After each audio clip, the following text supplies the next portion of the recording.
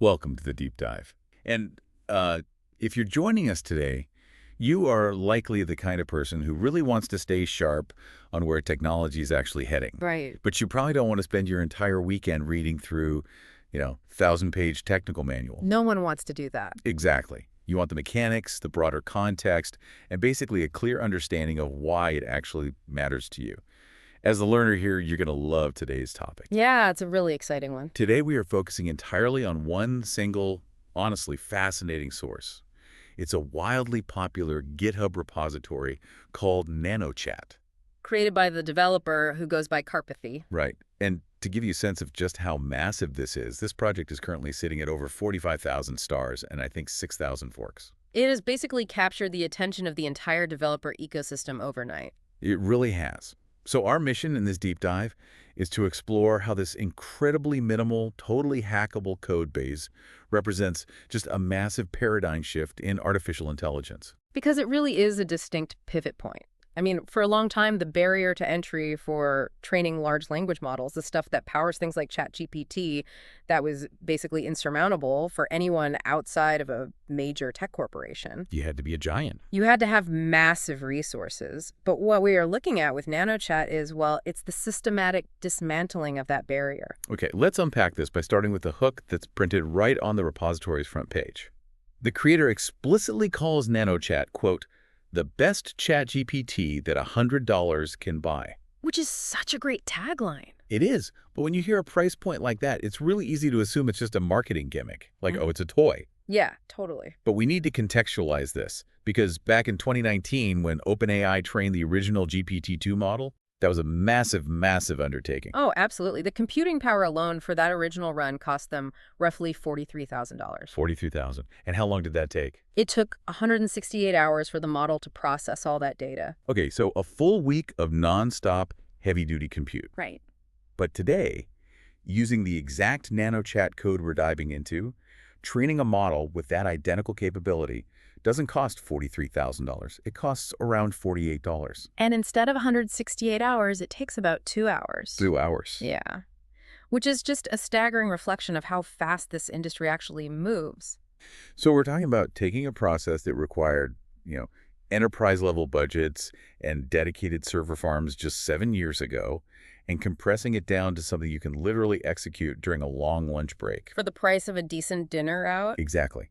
But when you hear a price drop from 43 grand down to 48 bucks, the immediate question you have to ask is, what corners did they cut? Right. Are we getting a cheaper, worse version of the original? Exactly. But looking at the source material for this repository, it's not about cutting corners at all. It's entirely about hyper-efficiency. The creator describes nanochat as an experimental harness for training LLMs on a single GPU node. And they didn't just write the code and walk away from it. No, they didn't. They gamified the whole thing. Yes. They set up this time to GPT-2 leaderboard. It's essentially an open source speedrun. Which is such a wildly fun concept. It's actually a brilliant strategy for distributed engineering. By setting up this leaderboard, Karpathy managed to align a massive, totally decentralized community of developers around one highly measurable goal. Getting the wall clock time down. Exactly. Optimizing the time required to train a model to that specific GPT-2 baseline on an 8xH100 GPU node. It focuses all that collective global brain power on a single, highly specific bottleneck. And if you look at the progression of that leaderboard over just a few weeks, it's honestly mind-blowing. Let's walk you through the timeline here. So the baseline, again, is the original 168 hours from 2019. Right. In late January 2026, Karpathy gets the nanochat run down to 3.04 hours. A huge jump. Huge. Then just a few days later, they implement something called FP8, and they shave the time down to 2.91 hours. Breaking the 3-hour mark. Yeah. By February 5th, the community pushes it to 2.76 hours. And the current record, as of March 4, 2026, is just an unbelievable 2.02 hours. And that was a collaboration between contributors at Dudek and at Karpathy? Correct. And they crossed that 2-hour threshold by switching their training data set to something called NVIDIA ClimeMix. What's fascinating here is what those technical shifts actually mean under the hood. We should probably clarify that for the listener because that's where the real innovation is hiding. Go for it. Let's talk about the FP8 shift first. So in the computing world, FP8 stands for an 8-bit floating point format. Think about saving a picture on your computer. You could save it as this massive uncompressed raw file, or you could compress it into a much smaller JPEG. The JPEG takes up way less memory. Right, and it loads incredibly fast, but to your eye, you still basically see the exact same image. Switching the math to MP8 is essentially doing that for the neural network's calculations. It's compressing the math. Exactly. It compresses the data so it moves through the physical hardware much faster without losing the core structure of the intelligence it's building. That makes perfect sense. Yeah. Okay, so what about that second major leap? The March 4th record where they swapped the dataset to NVIDIA Climax. Why does changing the reading material make the training process physically faster? Because a model is fundamentally only as smart as the material it reads. Climax is a highly curated, incredibly dense data set. So it's not just grabbing everything on the internet. No, imagine trying to learn a new language yourself. You could try to learn it by reading millions of random internet comments, which would take forever and probably teach you some really awful grammar. I would not recommend that. Right. Or you could learn it by reading a set of perfectly structured, high-quality textbooks.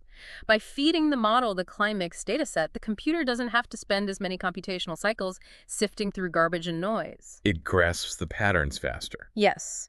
And grasping patterns faster shaves real, literal time off the clock. But that brings up a really interesting problem.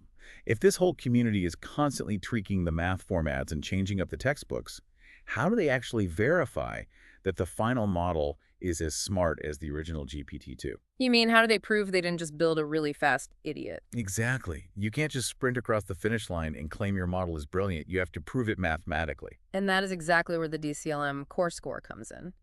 The original 2019 GPT-2 model established a specific mathematical baseline on this evaluation metric.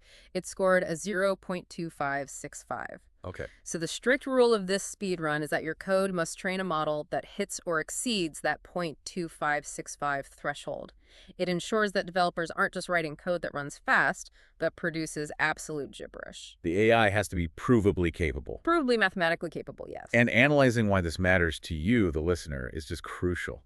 Because it's not just a niche group of developers trying to beat a high score for bragging rights. No, not at all. This leaderboard highlights how 7 years of compounded advancements across the board, better hardware, smarter data, highly optimized software stacks have completely democratized AI.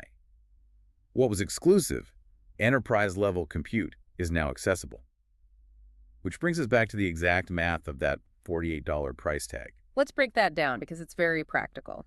The benchmark hardware required for this 2-hour speedrun is an 8xH100 GPU node. 8 massive graphics cards tied together. Right. And currently, renting that kind of heavy-duty compute from a cloud provider costs roughly $3 per hour per GPU. So 8 GPUs times $3 is $24 an hour. And 2 hours of running the code equals $48. Simple arithmetic. But source notes something even crazier. If you use a spot instance, you could do the whole run for closer to $15.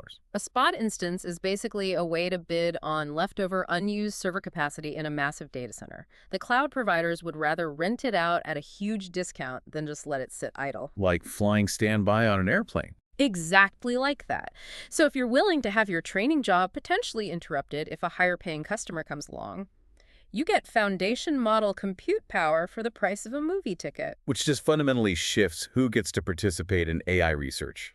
We are moving from a world where only a massive tech giants can play to a reality where a solo researcher or a hobbyist can build an AI from scratch over a weekend. It's cognitive accessibility on a whole new level. Speaking of cognitive accessibility, I want to pivot to the actual code. Because usually $48 for open source software means the hidden cost is your own sanity. Oh, absolutely. Usually it's a nightmare to install. Right? Usually it requires a PhD just to configure the framework. Is nanochat actually usable for a normal developer? That is perhaps the most impressive part of Karpathy's entire project. The explicit goal here is to reduce what the creator calls cognitive complexity. How so? Well, if we connect this to the bigger picture, legacy AI frameworks are built like the cockpit of a commercial airliner. They have thousands of switches, dials, deeply nested configuration files. You have to get every parameter perfectly right, or the whole thing just crashes and burns. Exactly. The source material for nanochat emphasizes that they wanted to avoid that entirely. There are no giant configuration objects. There are no tangled if-then-else monsters hidden deep in the code. It's designed to be clean. It's readable, cohesive, and what they call a maximally forkable strong baseline. And the way they achieve that simplicity, which I love, is through a philosophy of having exactly one complexity dial. Just one dial. It's a parameter in the code written as dash dash depth. It represents the depth of the transformer, which is effectively the number of layers in the neural network. Right. And to get a GPT-2 capability model, the documentation says you literally just set that depth to around 26. The elegance of that single dial is really hard to overstate. In older systems, if you wanted to change the size of your model, you had to manually recalculate a dozen different highly complex mathematical hyperparameters. That's exhausting. It was.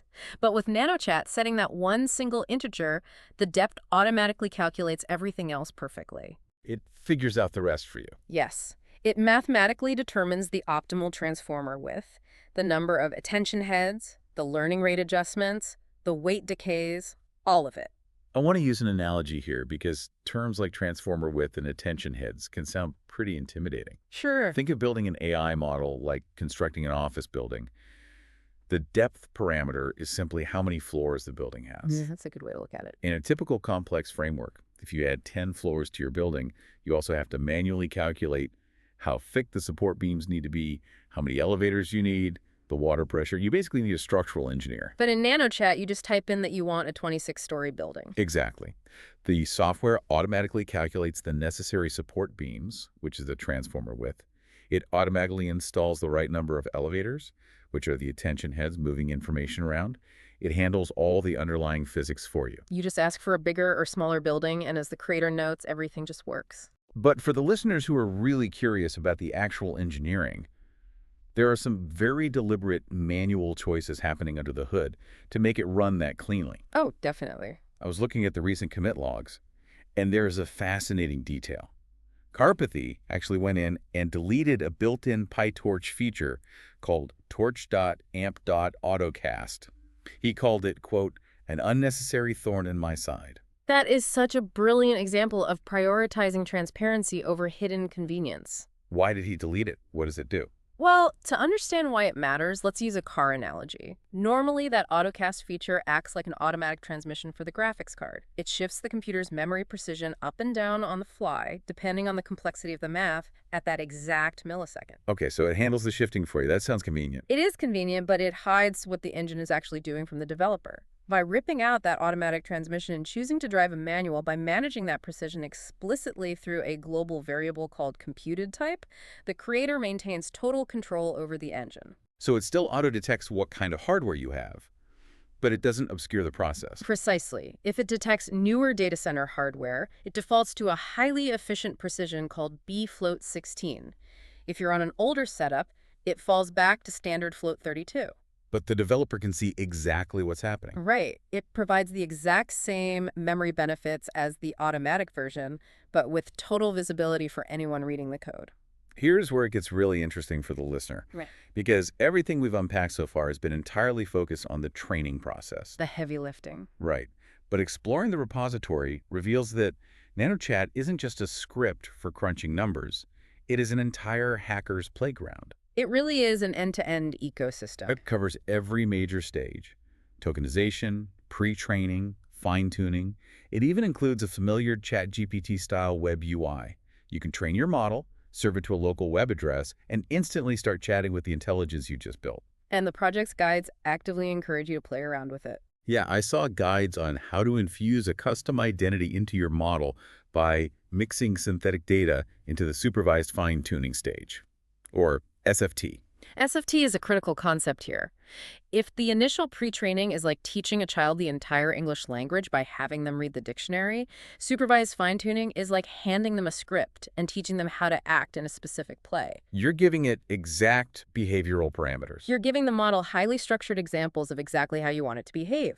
And the tutorials get incredibly granular. There's literally a guide dedicated to teaching the model how to correctly count the letter R in the word strawberry. Which sounds like a complete joke to anyone outside the space. It does, But anyone who has used modern language models knows that counting letters is notoriously difficult for an AI. Right, because of the way they process text in chunks or tokens rather than as individual letters. Exactly. And that level of targeted customization is exactly why professional researchers are flocking to this repository right alongside the hobbyists.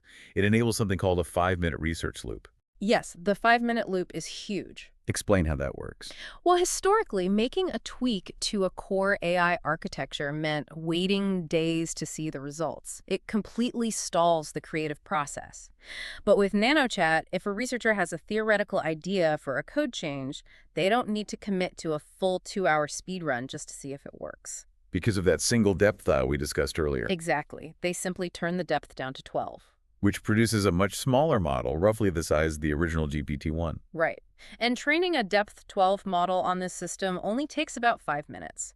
So a researcher can implement a change, start a 5-minute pre-training loop, go grab a coffee, and immediately see if their idea worked. What are they looking for while it runs? How do they know if it's a breakthrough? They monitor a dashboard, usually using a tool called WandBy, to track specific metrics. They're looking at things like valBby, which stands for validation bits per byte. Which measures how accurately the model predicts the next word. Yes. If that number goes down, the model is getting smarter. They also track the core metric to ensure capability is trending up. And they closely monitor the model FLOPS utilization, or MFU. MFU basically tells them how efficiently their code is using the hardware, right? Exactly. If the MFU is high, the graphics card's engine is running at peak capacity. It creates an incredibly tight, rapid iteration loop for scientific discovery. It's rapid prototyping for artificial intelligence. But this brings up a very practical question and a really important caveat for you listening right now. If you want to dive into this hacker's playground today, what equipment do you physically need sitting on your desk to pull this off without setting your computer on fire? That is an important question. That's the crucial fine print. To hit that blistering 2-hour speedrun record, you absolutely must have an 8X-H100 GPU node. That is heavy-duty hardware. You are not running that on a gaming laptop. No. However, the brilliance of nanochat is how accommodating it is if you only have a single standard GPU. So it still runs. The code still executes perfectly. It automatically switches to a technique called gradient accumulation. How does that bridge the gap from 8 GPUs down to 1? Imagine you need to move a massive pile of dirt. The 8 GPU node is like having 8 dump trucks moving the dirt all at once. Very fast. Okay. If you only have one dump truck, a single GPU, you can still move the exact same pile of dirt. Your single truck just has to make 8 separate trips. Wow. Gradient accumulation breaks the mass and mathematical workload into smaller chunks, processes them sequentially on your single card, and accumulates the results. You get the exact same mathematical output. It just takes 8 times longer. Okay, so a single GPU is totally viable. You just have to be patient. But what about memory limits? Because not all single GPUs have massive amounts of VRAM. PDO-RAM is where you have to be very careful. The source provides a clear warning about this. If your GPU has less than 80 gigabytes of VRAM, you will hit an out-of-memory error, an ohm. The program just crashes. Right, because it's trying to hold too much data in short-term memory. To prevent that, you have to go into the launch script and manually tune down a parameter called -- device batch size. Tuning that down does what exactly? The default batch size is 32.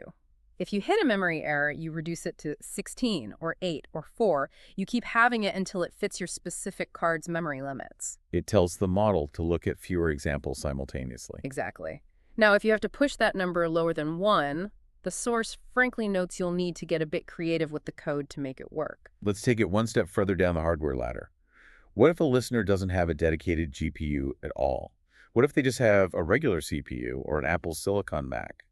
Are they entirely locked out? Not entirely. There is a specific script included called runku-ish. This allows the framework to execute on a basic CPU or Mac. But there's a catch. A huge catch. To make the training complete in a reasonable time, say 10 minutes, the script dramatically shrinks the size of the neural network. The source explicitly warns, quote, "You will not get strong results in this way." So it's essentially just a simulator at that point. Purely educational. You can watch the terminal output and see the mechanics executing, but you won't get a capable model at the end. You still need GPU compute for actual capability. So, synthesizing everything we've just explored, what does this all mean for the landscape of technology?